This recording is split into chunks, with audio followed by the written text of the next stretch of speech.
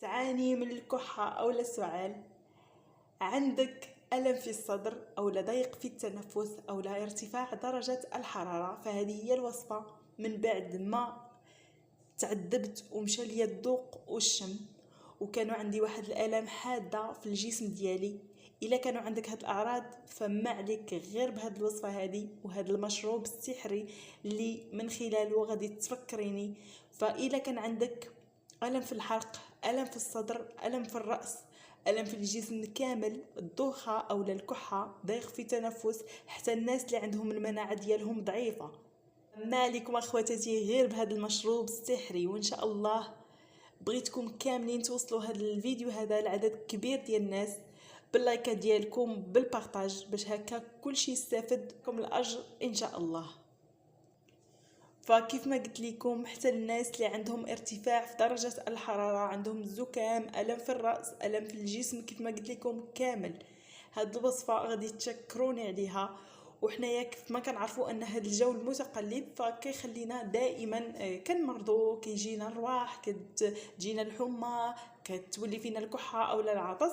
وحنايا كيف ما كنعرفوا اننا مقبلين على الشتاء، فهذه وصفه مضمونه ومجربه 100% فالمده ديال 3 ايام كتخلصوا من جميع مشاكل اللي غادي تعانيوا منها.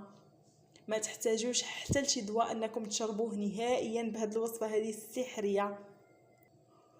وبطبيعه الحال هذه الوصفه فهي مكونات جد طبيعيه وفي متناول الجميع. بقاو معايا وتبعوا معايا الفيديو حتى الاخير. نبداو الوصفه ديالنا كيف ما كتلاحظوا معايا على بركه الله. المكون اللي غادي نحتاج معكم اللي هو السمسم كيف ما كنعرفوا فهو غني عن التعريف وكنديروه في بزاف ديال الوصفات الطبيعيه. فالسمسم له عده مزايا بالنسبه للصحه ديالنا، منها الا كانت عندك الكحه او الحمى الشديده او العطس او السعال الحاد، الا كان عندك ايضا الم في الصدر ديالك، الا كانوا عندك واحد الالام حاده في الجسم ديالك، عندك فيك الدوخه او ضيق في التنفس او لا المناعه ديالك ضعيفه، فما عليك غير بهذا المكون هذا السحري، المكون الرائع اللي كنسميه انا مكون طبيعي وكيعطينا نتيجه زوينه بزاف. فكيف ما كتشوفوا معايا فهاد له مزايا كثيره كثيره كثيره للصحه ديالنا. كيف ما كتشوفوا معايا المكون اللي هو السمسم كيف ما كتلاحظوا فهو غني عن التعريف ومتواجد في جميع البيوت. فهنايا غادي نبداو الوصفه ديالنا على بركه الله. غادي نحتاج معكم واحد الملعقه من السمسم، ما غاديش نحتاجو بزاف، فقط ملعقه من السمسم. الا كان متوفر عندكم هذا السمسم الابيض هانتوما كيف ما كتلاحظوا معايا فيمكن لكم تستعملوه، فما كاينش مشكل. اي سمسم متوفر عندكم اولا اي زنجلان متوفر عندكم يمكن لكم تضيفوه لهذه الوصفه هذه. ولا هنايا غادي ناخذ واحد الاناء اولا كاسرونه، غادي ندوز وغادي نضيف فيه الزنجلان كيف ما كتلاحظوا اولا السمسم. غادي نضيف فقط ملعقه على هذا الشكل. بطبيعه الحال غادي يكون مغسول ومنقي كيف ما كتلاحظوا. غادي نوضع عليه واحد المكون اللي هو سحري، مكون اللي هو رائع في هذه الوصفه اللي هو القرنفل اولا المسمار. فكيف ما كنعرفوا ان القرنفل اولا المسمار فهو غني عن التعريف وضروري في هذه الوصفه حيت النتيجه ديالو هائله. هنا غادي نديروا واحد الكميه 3 حبات من القرنفل كيف ما كتلاحظوا اولا المسمار غادي نضيفوهم. وهنايا عندي واحد المكون اللي هو سحري في هذه الوصفه اللي هي كيف ما كتشوفوا معايا القرفه اولا الدارسين. فهي كتعرف بالدارسين يمكن في الدول العربيه، وحنايا في المغرب كنقولوا لها القرفه كيف ما كتلاحظوا. هنايا تقدروا تستعملوا هذه اولا هذه. غادي نستعمل منها واحد القطعه اللي تكون قد هكا. الا كانت عندكم مطحونه او لا مدقوقه فيمكن لكم تستعملوا واحد راس ملعقه صغيره ديال القرفه اولا الدارسين. غادي ندوز هنايا وغادي نستعمل معكم المكون السحري اللي في هذه الوصفه حتى هو زوين بزاف في هذه الوصفه اللي هو نجمه الارض. نجمة الأرض فيها واحد الرائحة زوينة وكتساعد بشكل كبير في التخلص من جميع المشاكل اللي ذكرت في الفيديو ما سبق ليا وقلت لكم كتخلصوا من جميع المشاكل، سواء سعال، سواء كحة، سواء حمى شديدة، عطس، ضيق في التنفس، دوخه، اي مشكل كان عندكم فكتخلصوا منه بهاد المكونات هادو اللي كنحضر معكم. فحتى هي ما غاديش نستعملوا، نقدروا نستعملوا هاد الحبه الصغيره فقط على هذا الشكل هذا. ندير معكم واحد الكميه اللي هي معقوله، اللي من خلالها غادي تشربوها في يوم واحد، غادي تخلصوا من المشاكل كيف ما كانت اللي كتكون عندكم في الجهاز ديالكم، سواء جهاز تنفسي، سواء الراس ديالكم او الحمى او لا واحد اللي كيكون عندكم واحد الالام في الجسم ديالكم كامل. فبهذه الوصفه هذه السحريه غادي تخلصوا منها نهائيا وغادي تشكروني عليها مباشره. هنايا غادي نضيف تقريبا واحد الكاس من الماء يكون ممتلئ، يكون يعني كاس ونصف تقريبا، باش هكاك يبقى لينا غير كاس واحد فقط في هذه الكميه. كيف ما كتلاحظوا من بعد ما كيغلى لينا وكيطبخ فكيتبقى لينا داك الكاس اللي غادي نتناولو. فهنايا حاجه اخيره اللي غادي نستعمل معكم، غادي ندير معكم زيت الزيتون. كيف ما كنعرفوا ان زيت الزيتون فهو غني بالفوائد وكنستعملوه بزاف بزاف بزاف في هاد الوصفات اللي كتكون طبيعيه، اللي كتكون وصفات للسعال او الكحه، فكنستعملوا زيت الزيتون بطبيعه الحال ما غاديش ننساو.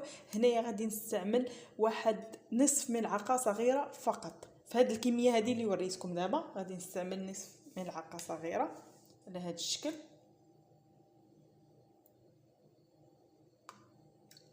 هانتوما كيف ما كتلاحظوا.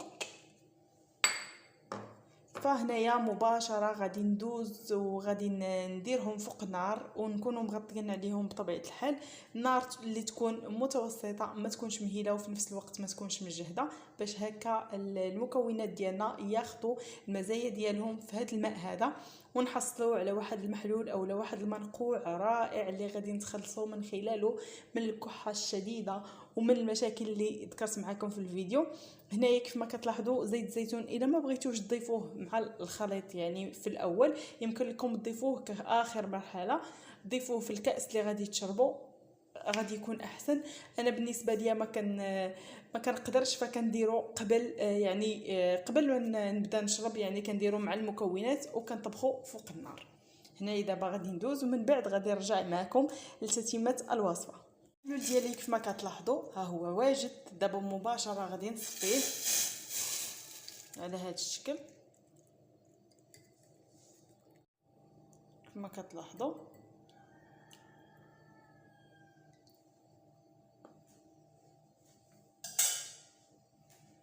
وهنايا غادي ناخذوا واحد المكون اللي هو الزوين في هذه الوصفه، اللي هو الحامض او الليمون.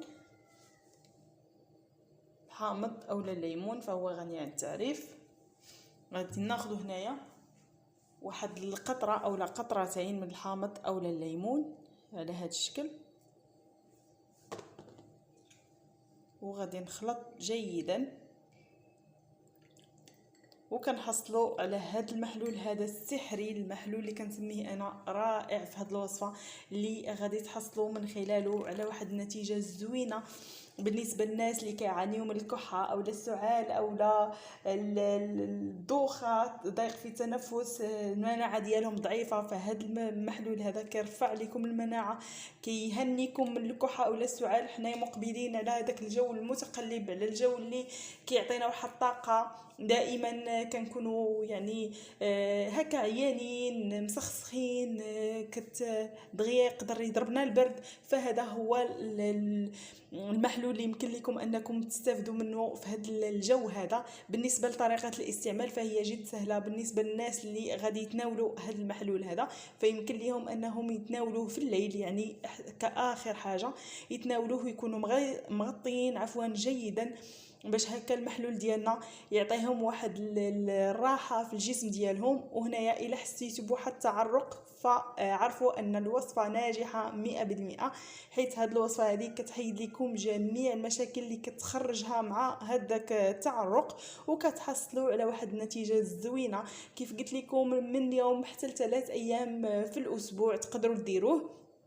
الا درتوه يوم واحد وحصلتوا على واحد النتيجه زوينه وما بقى يعني ما بقات فيكم حتى حاجه، فبركه.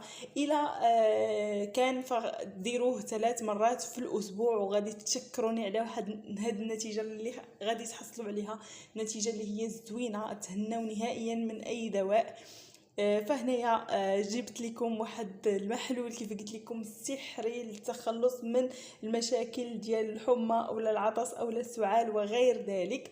فهذا هو المحلول هذا. فكيف ما قلت لكم تناولوه في الليل من بعد ما تكونوا غادي تنعسوا، يعني تغطيتوا وساليتوا، ما تنوضوش من مورا هذا المحلول هذا، باش هكا ما يضرب لكمش البرد، حيت قلت لكم كيجيكم واحد التعرق. وكتستافدوا من هذه الوصفه الا تكيتوا وعطيتوا راسكم واحد شويه ديال الراحه، باش المفعول ديال هذا المحلول هذا يدير لكم في الجسم ديالكم. فهذا هو الفيديو كما كتلاحظوا. كنتمنى ان الفيديو ديال اليوم يعجبكم، ما نكونش طولت عليكم فيه. الا عجبكم الفيديو ما تنساونيش من لي لايك ديالكم، فبيكم غادي نزيد القدام ونجيب لكم المزيد من الوصفات. بسلام عليكم حتى الفيديو القادم ان شاء الله، تبقوا على خير.